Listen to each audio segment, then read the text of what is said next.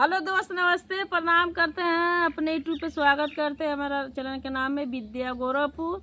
और देखिए, हम लोग लक्ष्मी माई के गीत लेकर आए हैं। अमावस्या का लक्ष्मी माई की पूजा सब करते हैं, उसी का हम लोग सोहर गीत लेकर आए हैं। अगर आप लोग का पसंद पड़ी तो ज़्यादा ज़्यादा शेयर करिए, सपोर्ट करिए, प्यारा सा कमेंट कर बताना, और नया हो तो लाइक सब्सक्राइब जरूर कर देना।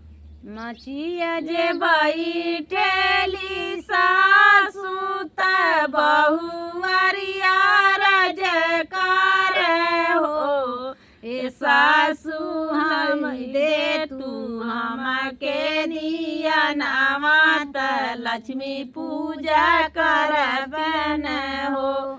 ए सासु लाई दे तू हमके दिया नामा त लक्ष्मी पूजा करबन हो। एतना बचनी सासु सुनाली त सुनाही ना पावेली हो। एतना बचनी सासु सुनाली त सुनाही ना पावेली हो। ए बहुआरी तू तू नाने के बाझिनिया त कैसे दिया ना बरबून हो।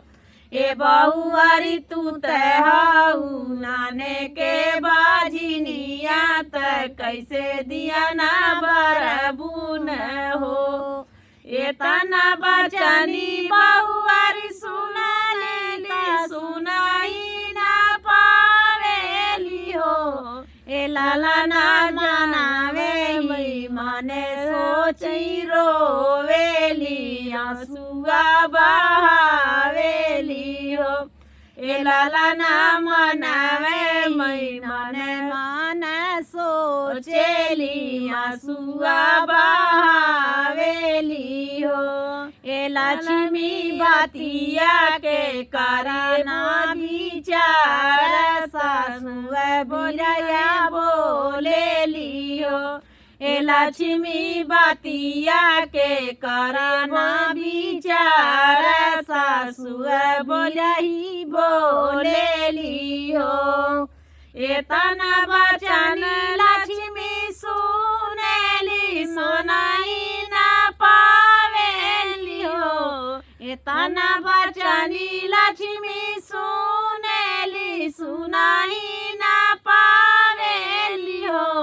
ए लाला ना मनावे मई मने लक्ष्मी सोचेली मन मुसुकाली हो। ए लाला ना मनावे ही मने लक्ष्मी सोचेली मने मुसुकाली न हो। जानी रवाए तिवाई जानी रवाया चरवा लोरा पहचान हो। तिवाई आगावे मौसा तिवाई आगावे मौसा होरिला होई है तर दिया ना बरिहन हो।